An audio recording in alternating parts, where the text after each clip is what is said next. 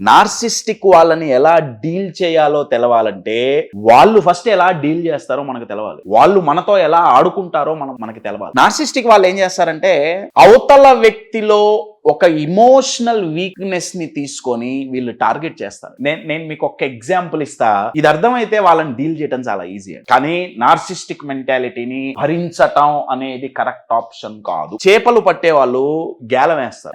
చేపలు పట్టడానికి గేలం వేస్తారు కదా, ఆ గేలానికి వాళ్ళు ఏం చేస్తారు, ఒక హుక్ ఉంటుంది. ఆ హుక్కు వాళ్ళు ఏదో ఒక మాంసం ముక్కో లేకపోతే ఒక వానపామో ఏదో పెడతారు చేపకి ఇష్టం అయ్యేది, రైట్. నా దాన్ని నీళ్ళలో దింపుతారు. నీళ్ళలో దింపంగానే చేప వస్తుంది. చేప వచ్చి ఒక్కసారి తిన్నానులే అని చెప్పి అది తినటానికి నోరు తెరిచి దగ్గరికి వెళ్తుంది. నా హుక్ అయిపోతుంది. నార్సిస్టిక్ వాడేసే గేలం ఏంటంటే అంటే అవతల వ్యక్తి యొక్క ఇమోషనల్ వీక్నెస్ ఏదైతే ఉంటుందో లేదా భయం ఏదైతే ఉంటుందో దాన్ని పట్టుకొని వీడు గేలం వేస్తుంటాడు.